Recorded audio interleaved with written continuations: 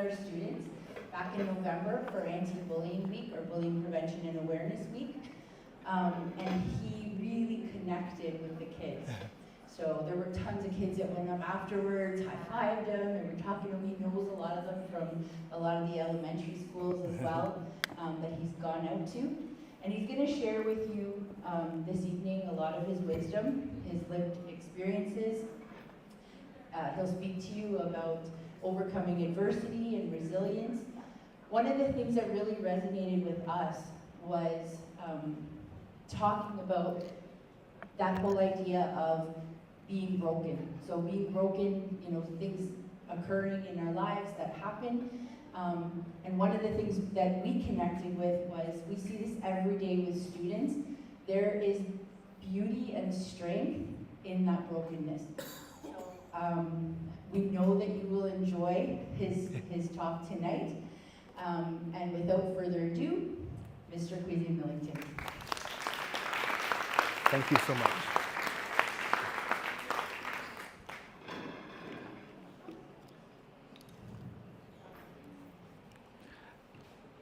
Hello, everyone.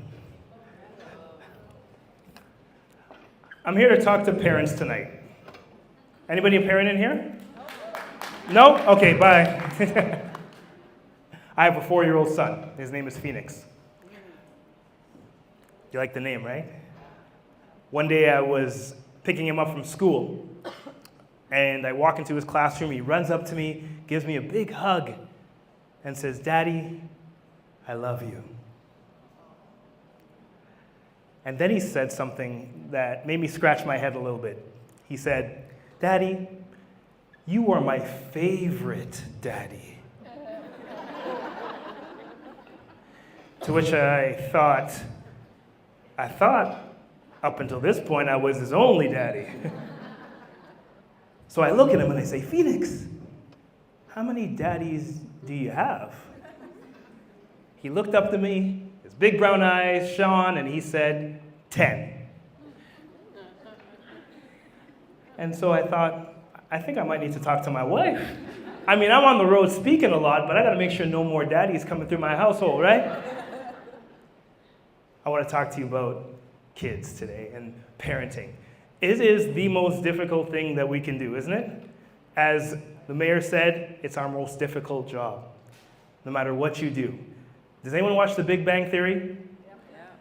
Mia Bialik, love this quote. She said, oh, I didn't plug in my clicker.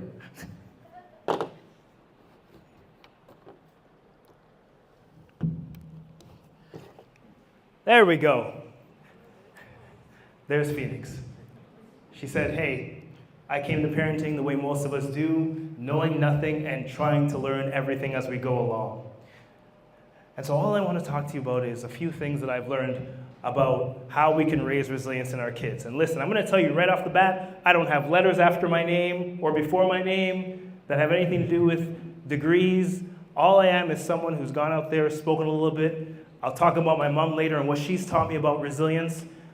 But the reason I think I'm asked to speak in schools is because of my story. I'll introduce you. My name is Kwesi, and on May 16, 2005, I became a police officer with Canada's National Police Force, the RCMP. Thank you. And I loved being a police officer. I was a police officer for 12 years. And I got to do some cool things, including carrying the gray cup. And it's funny, when I show that picture to students and I say, I held the gray cup, most students look at me and they say, what? I say, has anyone heard of the CFL? Maybe a third of the hands go up. I say, has anyone heard of the NFL? All hands go up. I'm like, are we Americanized in this country or what? But I'm going to tell you, one thing my mom's always taught me is that in life, it's not your reality that matters, it's how you respond to it. And 6 years into my career, I actually had to respond with the resilience that my mother put inside me. You see, 6 years into my career, I was involved in one of Canada's biggest police cases at the time. And as police officers, sometimes we have to testify in court. The only problem is, there's often a gap of time between when we testify and when we've dealt with the case. So sometimes you go into court and it's been years since you've actually dealt with the case. And sometimes we forget things. Anyone ever forgotten something before? So I show up in court every day. I heard that. I show up in court, I put my hand on the Bible, I say, I swear to tell the whole truth, nothing but the truth, so help me God, and I did the best I could. But I got some of the details wrong because, after all, we're human, right? I figure no big deal, it happens. I fly home to Toronto, check my mailbox, and there's a letter waiting for me. And the letter says, Kwesi Millington, you've been charged with perjury. Perjury is the official name when they say you lied in court deliberately. I will tell you this, I've never lied a day in my career. But I was still charged, and unfortunately I was convicted and sentenced to 2.5 years in prison. And just like that, everything changed. You fast forward to today, though. And today, the reason there's a smile on my face is because I'm grateful. A few things to update you about. I'd eventually spend 10 months in the Canadian correctional system, but as of 2025, I will be eligible for a full pardon. Thank you.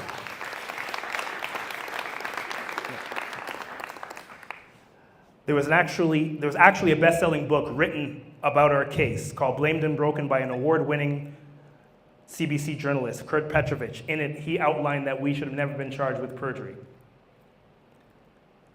Not only that, the RCMP actually wrote me a letter saying we support Constable Millington's application for a pardon. And you fast forward to today, and I feel grateful because I get to do this. I travel all over this country, from Halifax to British Columbia, including this school I did a few months ago. I speak to students about resilience, about mental health, and I do the full K to 12, right, Patricia? Speak to kids as young as 5 and as old as in university. And all I want to do is share with you some of the things I've learned, not only from the students, but from life, about how we can be more resilient. Is that okay? The first lesson I learned is that things have changed. Can anybody attest to that? Things have changed. You see, I'm going to age myself a little bit because I come from a generation when we used to roll down our car windows like this.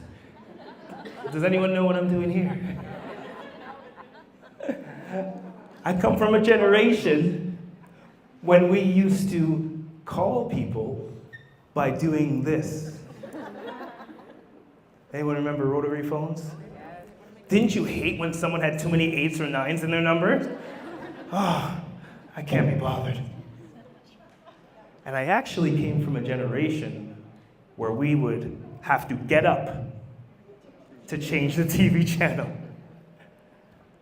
But now I walk into schools, and I thought that I was walking into English-speaking schools. But sometimes I'll talk to a student after a talk, and they'll throw a word at me. And I'm like, I need an Oxford dictionary, but it's not in there, is it? But I'm getting better. I know Riz is charisma. I know Finsta means fake Instagram accounts. That's something that you want to know. Finsta. I was online the other day, and I read about a mother who said her daughter has 19 fake Instagram accounts. 19. So guess what? We're not going to be able to keep up with everything they're doing. But you know what? As much as I know some of these words, it doesn't matter. It doesn't matter if you keep up with everything your kids do. As Dr. Shafali said in her amazing book, The Conscious Parent, she said, all we have to do is model what we want our kids to do. Be okay with ourselves. And isn't that hard sometimes, just to be okay with the person you look at in the mirror? Is anybody in here hard on themselves as a person or parent? Yeah.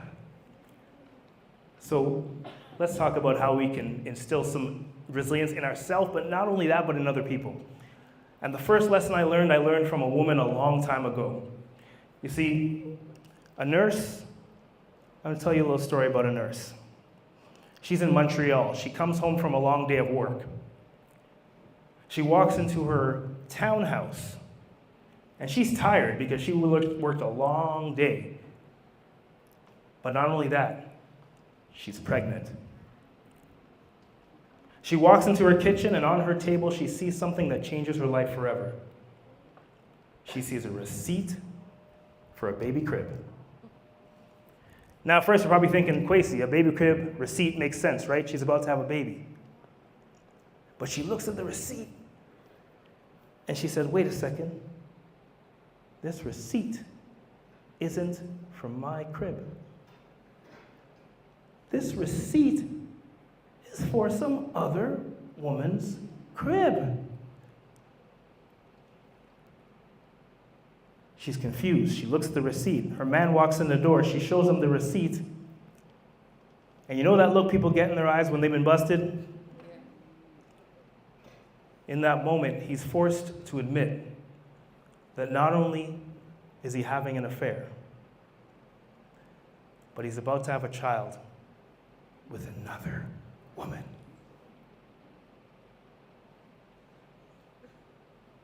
Everybody repeat after me. Damn. She's heartbroken, of course. Devastated, of course. But her tears of pain turn to tears of joy when she finally delivers a baby boy. And that baby boy is me.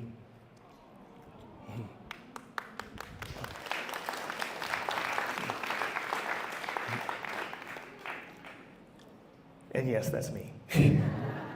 Soon after I was born, my mom and my dad, they split up, obs.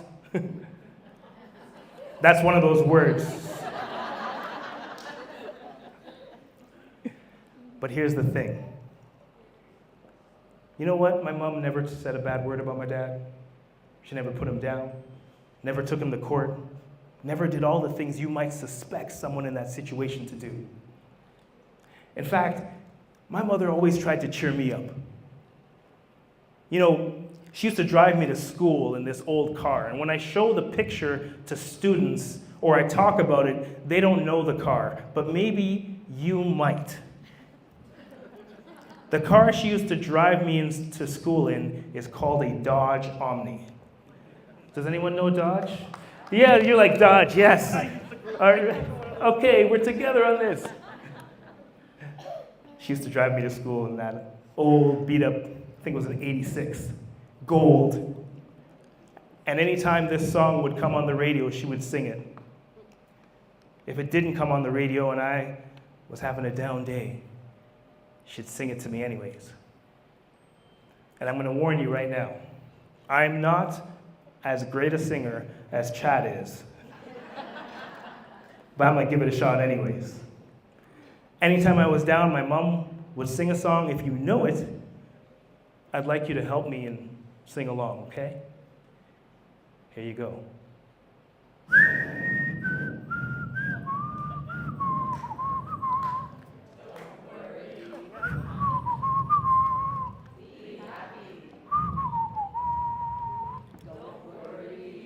Okay, you listen to CHFI too, eh? I finally sat down with my mom years later. I said, Mom, I've always respected you. You were never bitter. You never went after Dad. In fact, you used to say, Kwesi, I want you to have a relationship with your dad. I said, how are you so forgiving? And she just said to me, son, I chose not to be bitter. You know, all my life, my mom has been showing me that the things that happen to you, she's been modeling resilience for my whole life. She proved the truth of that word, of that proverb. The old Buddhist proverb says that we learn more from a mother's back than from her face.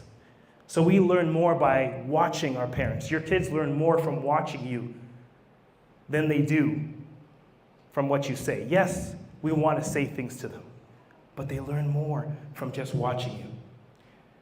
And let's face it, isn't it true that we kind of become our parents?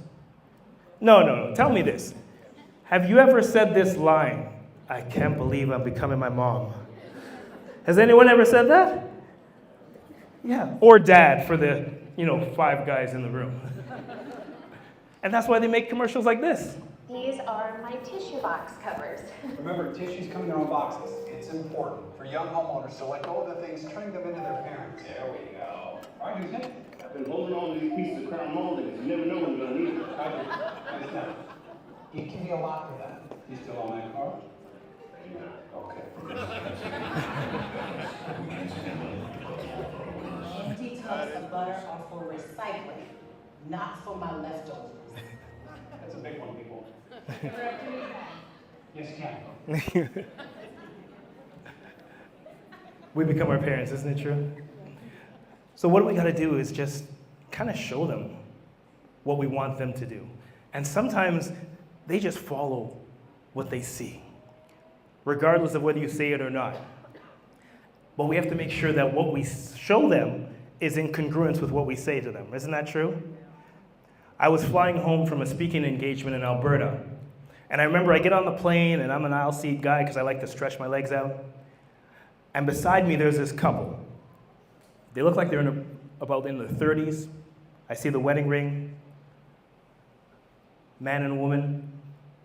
They pull out their phones immediately, as soon as they sit down, before we take off.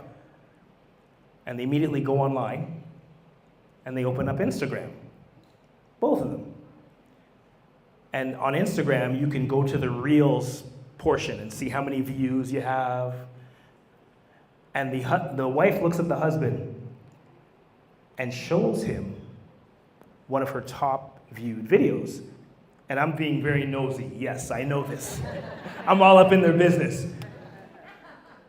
But she looks and she's like, "Hey, look at how many views I have on this one. How many views you got on that one?"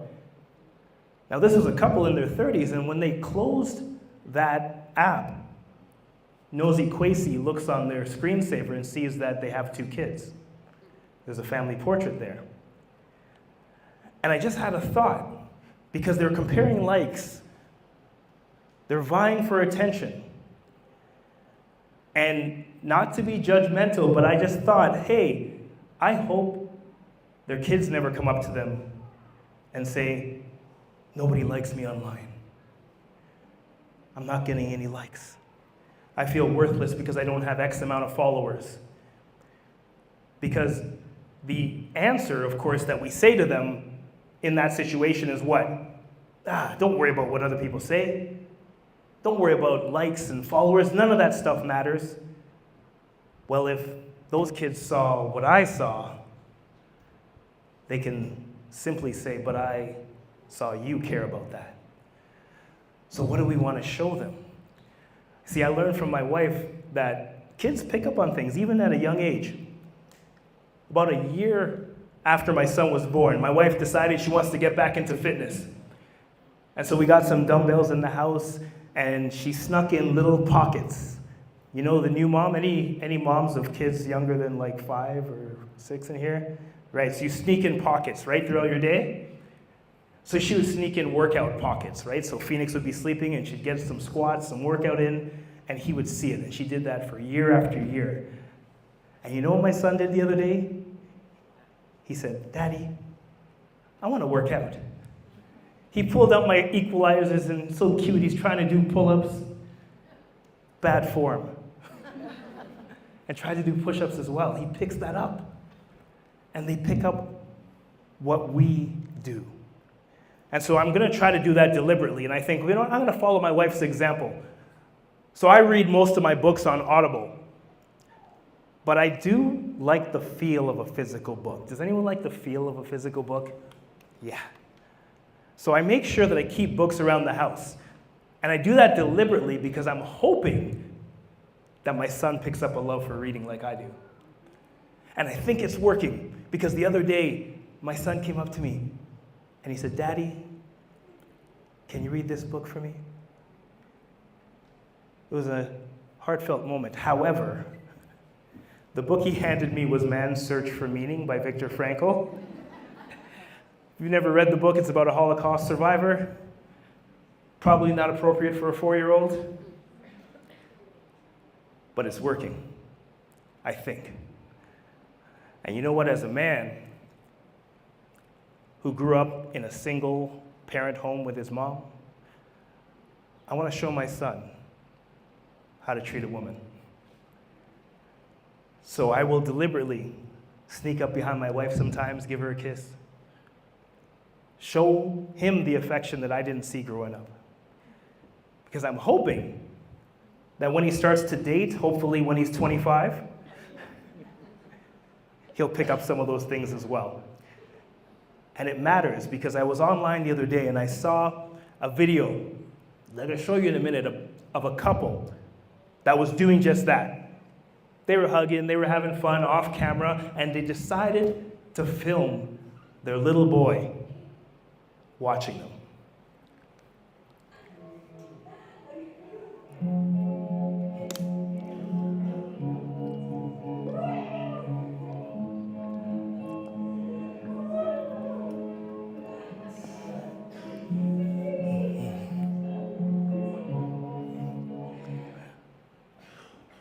Everybody repeat after me. Aww. We teach our kids through action, through the actions that we take. What we do, they're going to copy. Not always the good, sometimes the bad too. I picked up some negative habits from my mom.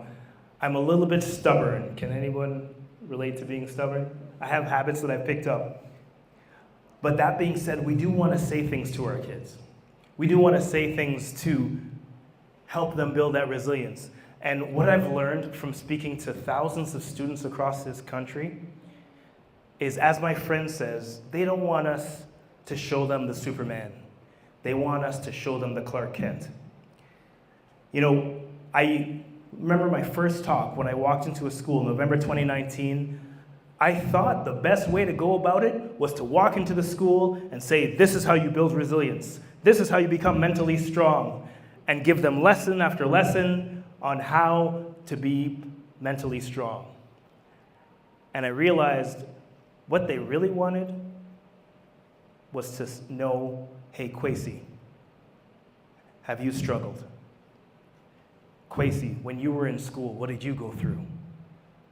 What failures have you experienced? What flaws do you have? What frustrations have you gone through? And I call it my 4 Fs. First, flaws, failures, and frustrations. And ever since I've done that, when I speak to students, it's all about all the times I've failed and been frustrated at everything. And I am not saying I'm the best speaker in the world, but what I am saying is that after almost every talk, I'll have students that reach out to me, whether it's on IG or come up to me in person. I even meet some in person if it's local. And they say, hey, you know what, can I talk to you about something? Can I tell you about some of the things I'm going through? And I don't believe it's because I'm so special. It's because even after knowing them for only an hour, I share that I failed. Do you share your frustrations and your failures with your kids? Some come see, comes out. Do it. Because they will open up to you. I was speaking in Alberta, and as I left the school, as I was about to leave a school, a student came up to me and he said, hey, I just want to let you know that I've been struggling with some things. And there's times I don't even know why I'm here anymore. And I have these bracelets that I give out saying I am unbreakable, that's my brand, and so I gave him one of those. We set him up with some good supports. I give him a hug and I say, you know, we're going to stay in contact. And a few months later, I check in on him and he sent me this message. And I was just so appreciative. You see, we teach our kids through the adversities that we go through, the things that we've struggled with. So I want to test this out. I want to give you about 30 seconds, and I want you to share a flaw, a failure, frustration with the person sitting next to you. Something that you struggled with that maybe you don't talk about that often if you're willing to share, but just with the person next to you, okay? I'm going to give you a minute just to do that, okay? Go ahead.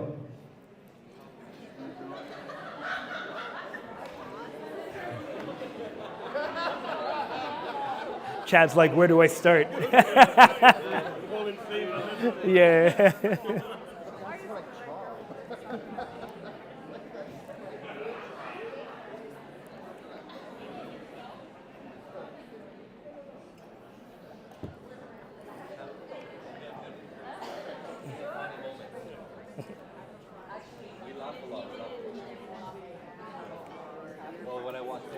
I just want to keep an eye on the time. Just let me know. You're fantastic. This audience hasn't blinked. Captivated. Oh, thank you. Thank you. Thank you. Just let me know for time. Thank you for saying that, though. Yeah, excellent.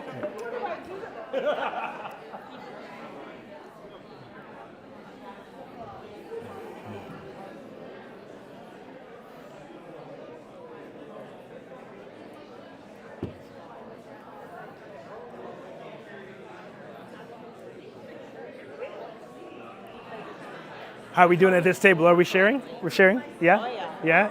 Yeah? Oh, yeah, I got all these things. Let's just letting it all out. How are we doing here? We're good? Yeah? Yeah? Sharing a little bit? Sharing a little bit at this table? Okay. Sharing a little bit at this table? Okay. We're sharing and getting vulnerable at this table? Okay. Sharing a little bit over here? Sharing a little bit over here? Okay.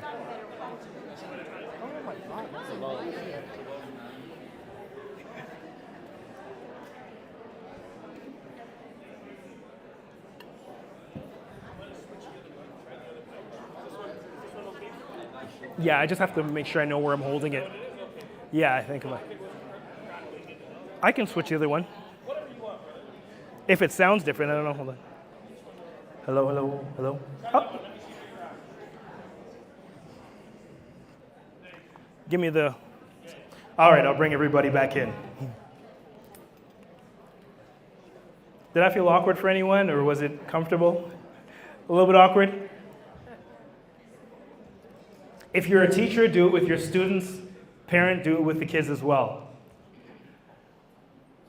You know, when I became a police officer, I'm going to take you back to day one, because even though I spent 12 years in the career, day one was my favorite. Because I still remember when my mom, I have to go back to the other one. Your fault, Chad. I got you, bruh. I got you. I remember when my mother flew in to see me graduate. It was in Regina, Saskatchewan. I drive to the airport to pick her up. And as I walk into the airport, she knows I'm coming to get her. But what she doesn't know is that for the very first time, I was wearing the high-top boots, the red jacket, wide-brimmed Stetson hat, strutted into Regina Airport. And I'll never forget when my mother saw me. She was coming down the escalator, and she started to cry. She started to cry. She gives me a big hug and says, "Son, I'm so proud of you." My allergies start acting up and something happened. Emotions get off me. I cried like I was 8 years old. We had the biggest hug. And I think about that moment, and it brings feelings inside here. But it also makes me think. My mom was the best, and I love her. But the reason I think I cried so much at 28 years old is because I can't remember a time before that my mom said, "I'm proud of you." We weren't very emotional in our house. And I craved that when I was 28 years old. You know what? In fact, I can't remember a time since then that she's told me I'm proud of you. It's just we're not that type of family. But a small piece of me, even though I'm 40-something, a small piece of me wants her to say, "You know what, son? I've seen you moved from policing and built your professional speaking business, I'm proud of you. I'm not gonna beg for it, but inside. And you know why we crave that? Because sometimes, don't we have those negative voices in our head? Do you remember the last time you told your child, regardless of their age, I'm proud of you? Would you believe that I remember something that happened to me in grade 1? In grade 1, I was in something called a spelling bee. You know what a spelling bee is? Do we do spelling bees anymore? We're past that now. Eh? I actually went to a school in Halifax and they did a spelling bee. I was like, wow, take me back. But I was in the grade 1 spelling bee. And I still remember, 30 students line up at the front. They're given a word to spell. If they get it right, they get to stay in the contest. If they get it wrong, they have to sit down. And out of 30 students, it came down to the final 2. It was me and Sweet Sarah. I call her Sweet Sarah because she had cute little pigtails, perfect little dress, cute little girl. Mrs. K was our homeroom teacher. She gives us our final word. Always. Stand up at the front like I'm standing now, look at you like I looked at all the students back then and I spelled it. Always. ALLWAYS.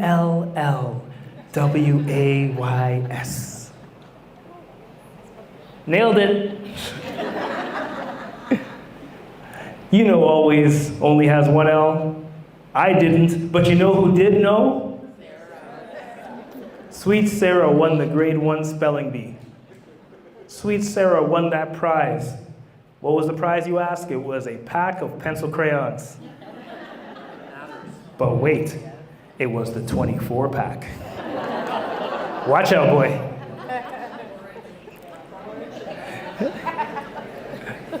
Now, is it a big deal that I lost a grade 1 spelling bee?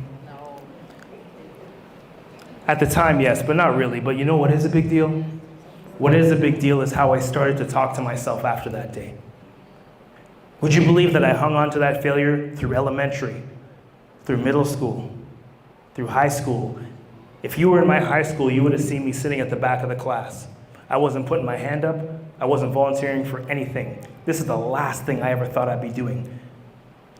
I wasn't putting myself out there because every time I thought about it, one thought was going through my head. I said, no one is ever going to know how stupid I am ever again.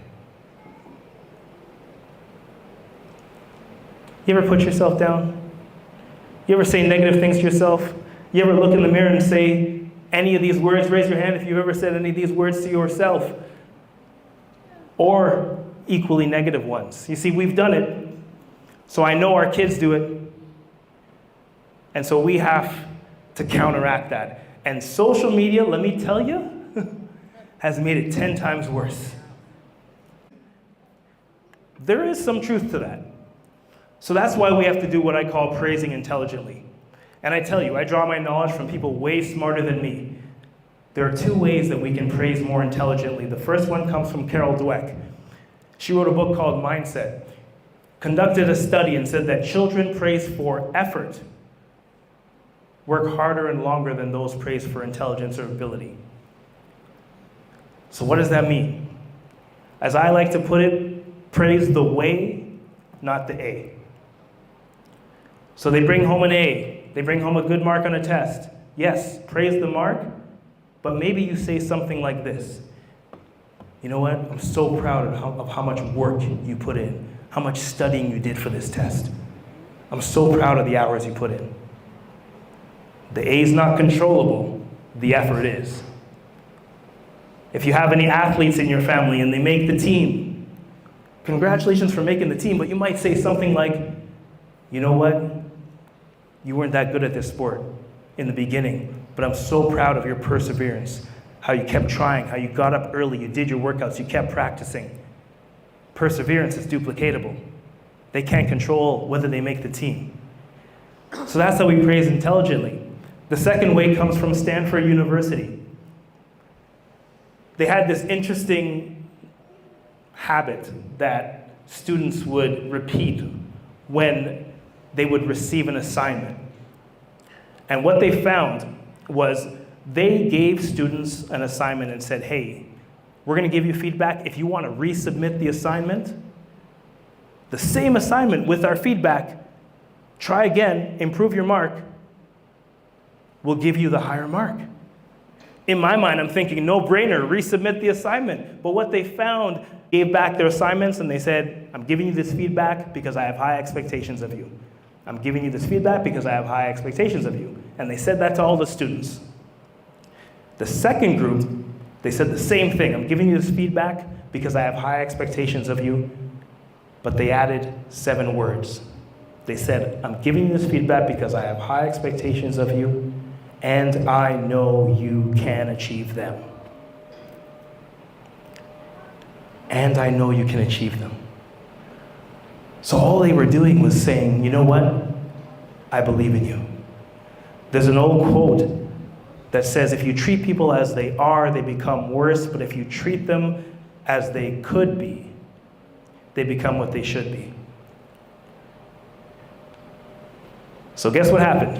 Which group handed in more of the assignments or resubmitted? The second group. Not only that, 80% of the group that got the 7 words, handed in the assignment, resubmitted it, versus 40% for the other group. And all they did was they praised expectations. They praised what the person could be, what the student could be, as opposed to what they are. They actually tried this in an elementary school, grade 5 class. They found that at the beginning of the year, students were clean. They put away everything at the end of class. But how long does it take before that behavior fades? 2 hours? A week, maybe? And they found that all these students would eventually, of course, just leave things around and classes would be messy. So they tried an experiment with one grade 5 classroom. They said, we're so proud of the way you always keep this class clean. We're so proud of the way you're always neat, you're always tidy. They praised expectations, and what they found was by the end of the year, that class was the cleanest class in the school. So what do we praise? We praise. We teach through appreciation, by appreciating, praising intelligently. But I believe there's one word that we need with our young people more than anything else. The most powerful emotion on the planet is love. Has anyone heard of a book called The 5 Love Languages? Well, if you've never heard of it, it's written by Dr. Gary Chapman. He writes this book called The 5 Love Languages, and in it he says, we all prefer to be loved in one of 5 ways. We feel most appreciated when we either receive words of affirmation, acts of service, receiving gifts, quality time, or physical touch. And I know we love all of those things, right? But he has a test you can do online, and in the book you can do the test, and we all prefer one of those languages over the other. Has anyone read the book or done the test? What language are you? You're equally both? Okay. And someone else at this table? Has her Tide detergent, the bottle, the liquid, and you know how it has the indicator strip and it shows how much is left in the bottle? Well, it was almost empty. So I did something insignificant in my opinion. I went to Walmart, bought her a new bottle of Tide, put it into her laundry room. When she saw that bottle, oh my gosh, I can't believe you do this, you care about me. What was her love language? Acts of service. We just had our 9-year anniversary a few weeks ago. She mentioned it again. You know what I remember? When you bought that detergent, oh, those years ago, that was so nice, I love you so much. Here's why that's important, because my love language is words of affirmation. And we tend to speak our own love language to the people around us the most. So I'm giving her words of affirmation, but really what I should be doing is asking myself every day, how can I serve you? How can I serve you? And the thing is, we can do that with our kids as well. It was originally written for spouses, but we can do it with kids as well. I put it, the 5 love languages, in terms of coffee so that you can understand a little better. But all we have to do with our kids is make sure, check in every once in a while. Are we giving them words of affirmation? Are we holding them enough? Are we spending quality time with them? I'm sure you got the gifts covered. And acts of service as well. And I realized, you know what? All we have to do is just show various types of love to our kids. Whether it's quality time, words of affirmation, acts of service, all of these things. We teach them through admiration. Now, I'm going to show you a picture of my son when he was born. When he put him into my arms for the very first time. I still remember June 23rd, 2019. My wife delivered by C-section. They checked us out of the hospital a couple days later. I helped my wife get into the car. I put my son in the seat, and the seat looked so huge compared to him at the time. I put him in. I get behind the wheel, and I drive home at 15 miles per hour. If you were driving behind me, I would have said, too bad. Go around. I held him like a glass vase for like the first 6 months. Because I wasn't used to kids, so I was holding him and I didn't want to drop him and I didn't want to, can anyone relate to that? I was so gentle with him. And I realized that eventually I have to let him grow. I have to let him do his own thing. I can't cut all his weeds for him. I can't be a grass-cutting parent. And I read about this concept called stone versus seed parenting. Stone parenting is when we say this is what our kid has to do. They got to become a doctor. They got to become a lawyer. They got to do what I say.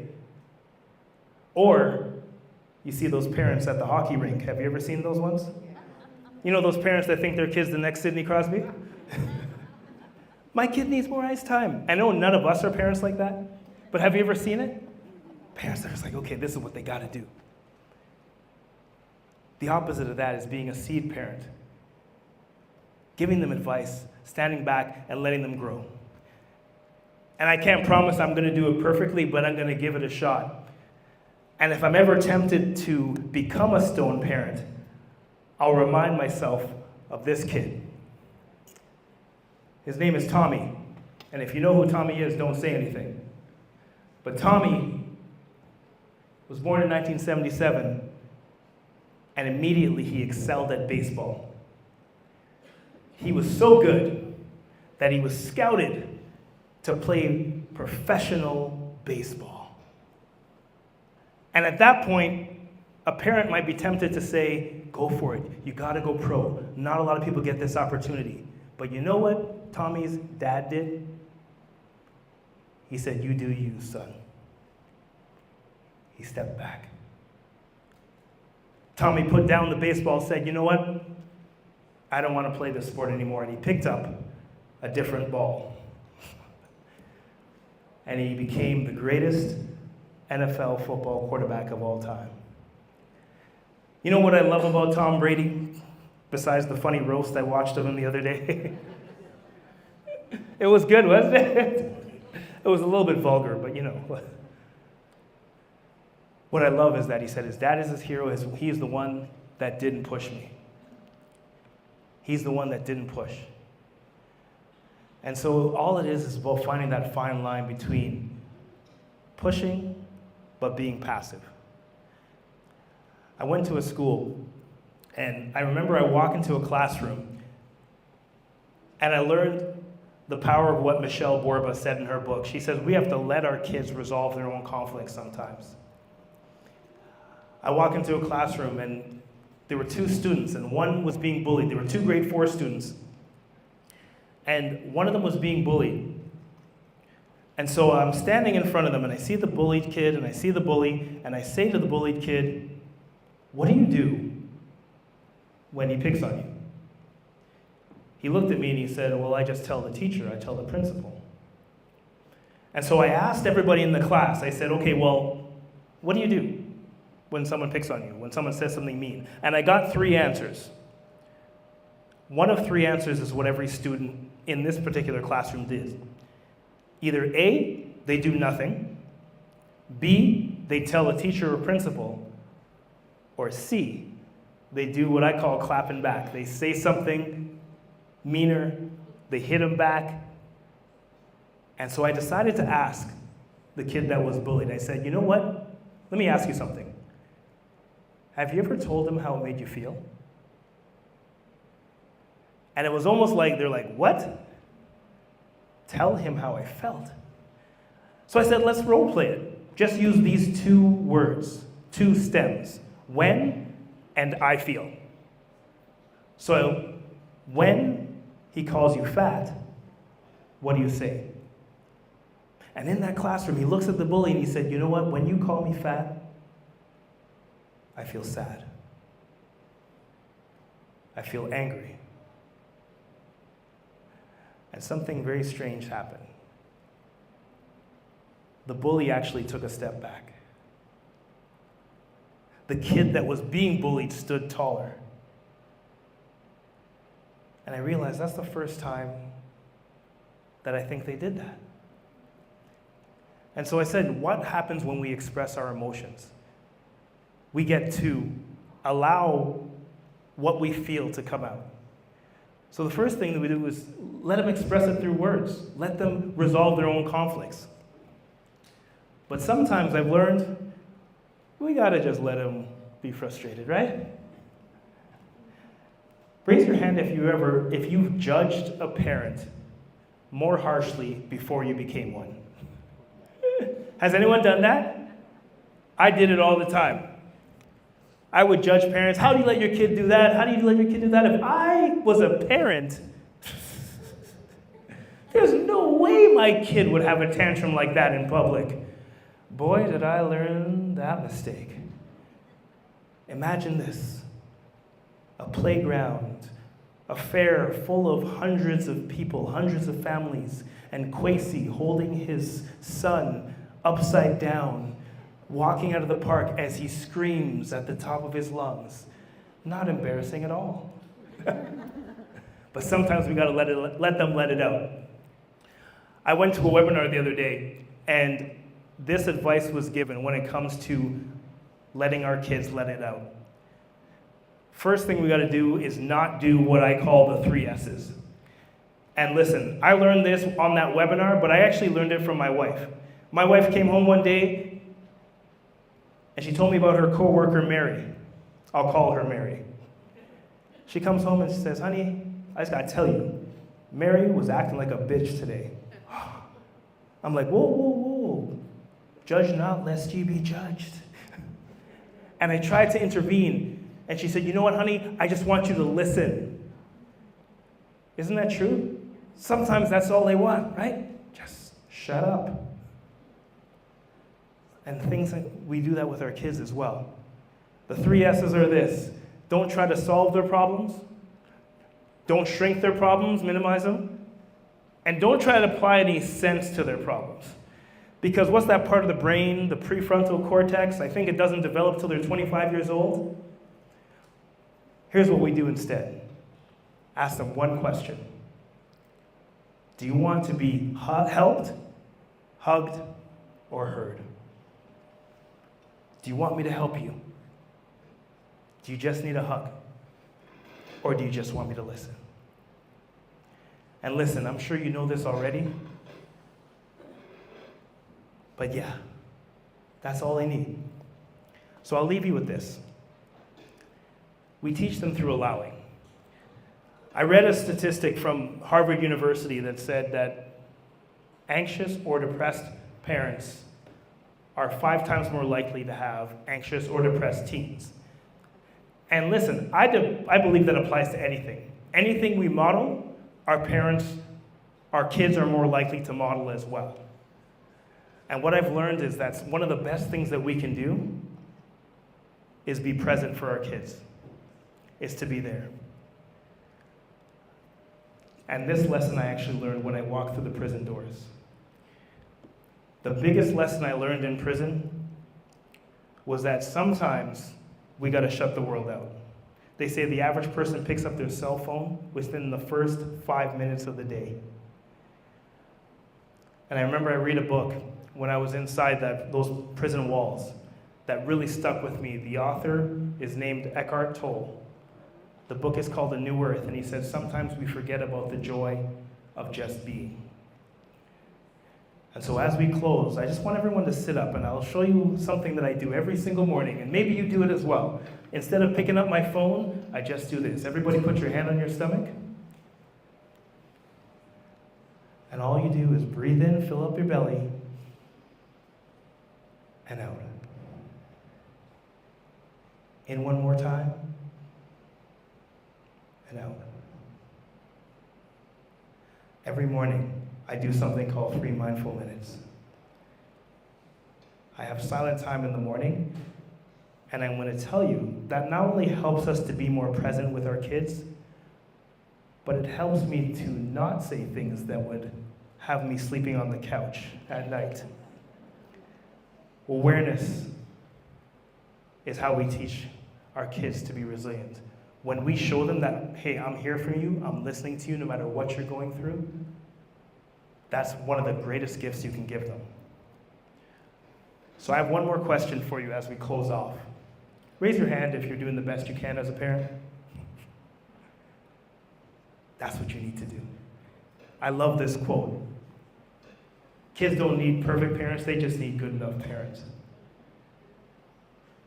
So every day you wake up, I want you to remember 3 words. Everybody repeat after me. Just win today. That's my time. Thank you for yours.